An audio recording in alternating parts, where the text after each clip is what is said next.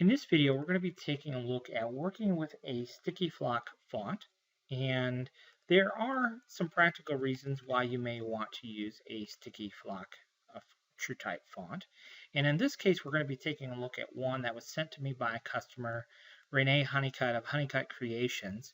We're going to open up our font manager here and look for that font, and this is the font that we're talking about, the 102 SF StickyFlock TTF. This is the font. And what we need to do when you're working with this font is we need to actually make these circles a certain size to cut. And it's very easy to do when you have only one stone size in the font.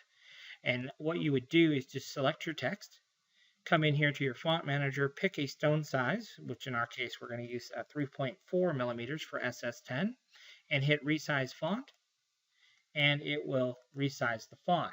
Now you get this result here, which is a bit unexpected, but if you understand what's happening here, these black boxes are your weed boxes. Let's go into wireframe mode here and you can see this a little bit better. I'm just selecting all these and changing them to pink, and then we'll go back to enhance mode. And now you can see everything's ready to go, ready to cut. Now we will make a change because Renee brought up the question. We will make a change in how the resize font function works. You can see it already ignores the weed boxes. It already knows to ignore the weed boxes. So we'll just add one additional function, whereas if it does find a weed box, which in this case it did, and that's why it ignored it, rather than changing it to a circle, what we'll do is we'll change the weed boxes to pink, and we'll push them behind the stones for you automatically when you're using the Rhinestone resize font function here in the font manager. Also, the same would be true when you're using the break apart Rhinestone text function. Now, the reason that it's nice to use a StickyFlock version of a font like this is because rather than having to cut the whole alphabet, we can cut just the letters we need for our current project, and we can cut the rest of the letters at a later point. Now, there is one other option here that I do want to cover, and that is, well, what happens in a scenario when you have a font that has more than one stone size, and it's a StickyFlock font? How do you handle it then?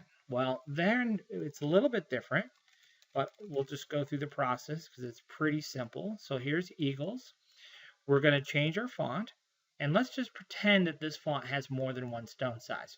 What we have to do is we have to define one of them. In order to define just one, we have to break it apart because right now everything is just one glob. So what we need to do is we need to isolate one single stone.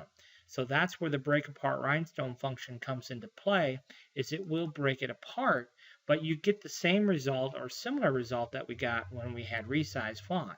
And really what you're seeing here is the weed boxes. They're sitting on top of the stones at this point, so we're going to push them down by hitting Shift Page Down. Simple enough to do manually, but it'd be a lot easier if break apart Rhinestone text would do that for us. So we'll add in that additional functionality. So what do you do now? Well, now we have it all broken apart. We can pick one stone size. So we take one stone and we mark it.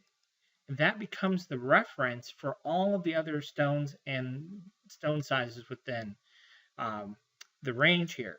So now we're going to say, okay, I want to make that an SS16 stone. When we hit the resize font function, again, it ignores the weed boxes, but it will go ahead and resize these stones. You can see they are, in fact, SS16 because they're 4.8 millimeters. So that is how you work with a StickyFlock font that is a Rhinestone TrueType font, and how to resize circles and so on and so forth.